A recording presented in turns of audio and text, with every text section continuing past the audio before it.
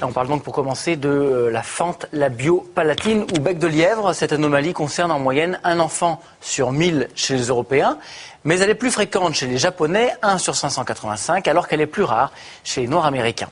Les filles sont 2 fois plus touchées que les garçons. Alors, il faut dire qu'on distingue 2 formes de fente, ce qu'on appelle la fente palatine et la fente labiale. La fente labiale, c'est ce que vous voyez ici sur cette photo de ce bébé. Ça correspond à une interruption de la lèvre, souvent associée à une fente du maxillaire, c'est-à-dire à une fissure qui se situe entre la 2e incisive et la canine. La narine du même côté de la fente labiale est parfois élargie. Là, ce sont les garçons qui sont avant tout concernés.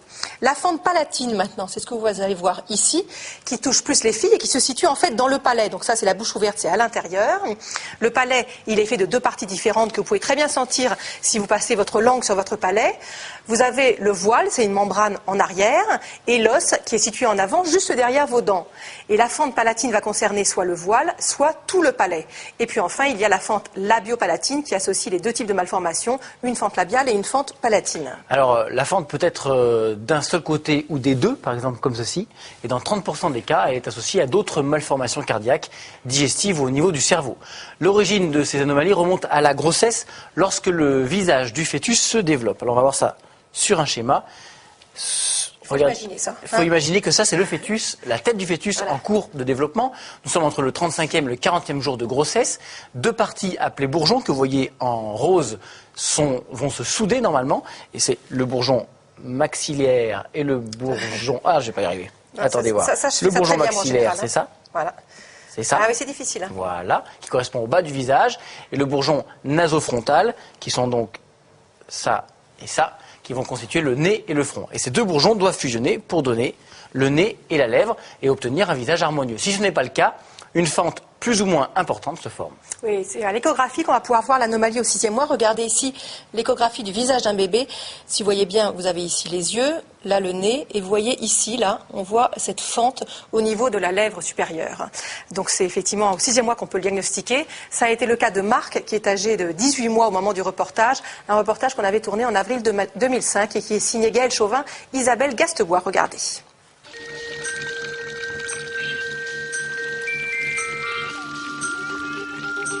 On l'a su pendant la grossesse, à 5 mois de grossesse, et à l'échographie, ils l'ont vu.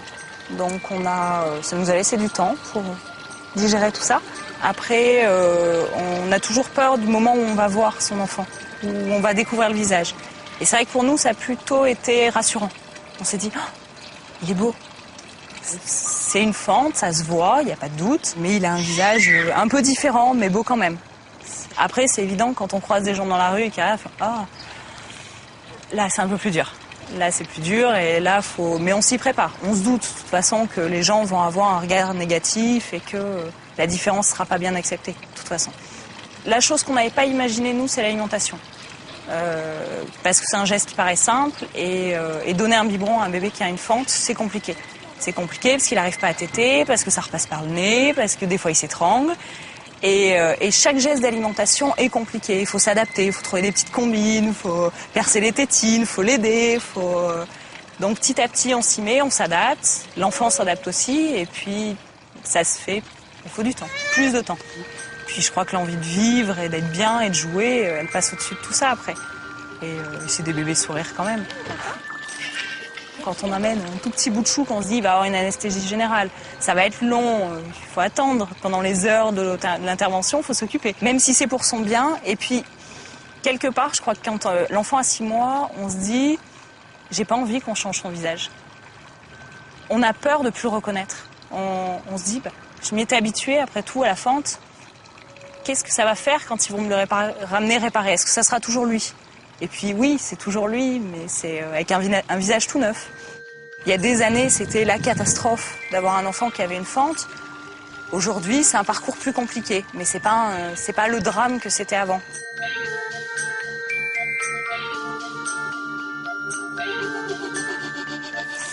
Voyons maintenant l'origine de cette fente. Dans 11% des cas, le tabagisme maternel est en cause et dans 5%, c'est la consommation d'alcool par la maman.